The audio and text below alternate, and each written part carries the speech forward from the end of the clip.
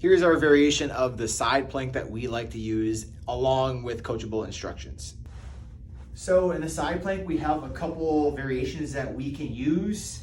We can go full bore side plank. A lot of the regressions that I tend to make come from utilizing that bottom knee for a little bit more stability. So if you see here, if both of my legs are straight, all I'm doing is I'm giving a little bend to that bottom knee.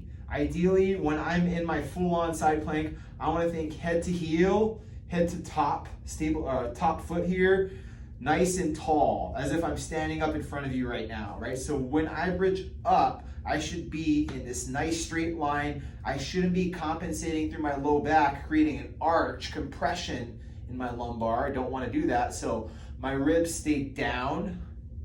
I'm nice and straight in this line here, and I'm using my bottom knee as an isometric contraction on my bottom glute med. So for me, on my right side here, I should feel a nice deep burn in my glute med while I'm driving the outside of my knee. If I can get the outside of my shin along with my foot grounded, now I have good stabilization strategy here. If not, I'm really focused on driving my knee into the ground so that I feel a nice little burn in that ipsilateral, that same side glute med, outer hip muscle.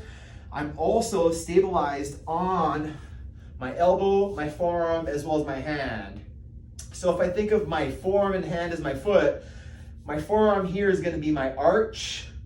The fingers and extremities on this portion here in my hand are going to act as my toes, right? If I think of my forearm as my foot. So grounding strategy is incorporated, vitally important here. I want to think about pushing through my shoulder, grounded through my forearm as well as through my hand and this bottom knee. So when I drive up, I'm in a nice straight line and I'm stable, right? This top leg should remain nice and straight. If I want, I can float it off a little bit to also get this side here. So now I'm doing bilateral glute med contractions here in an isometric variation, and I'm staying nice and straight.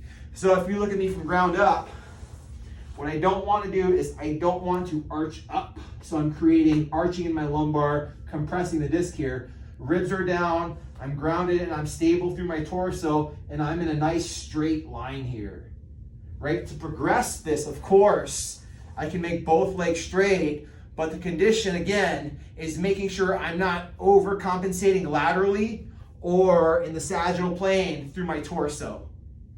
So nice and grounded, whatever variation I use, whatever it is, I want to make sure I have good alignment and good functional joint centration.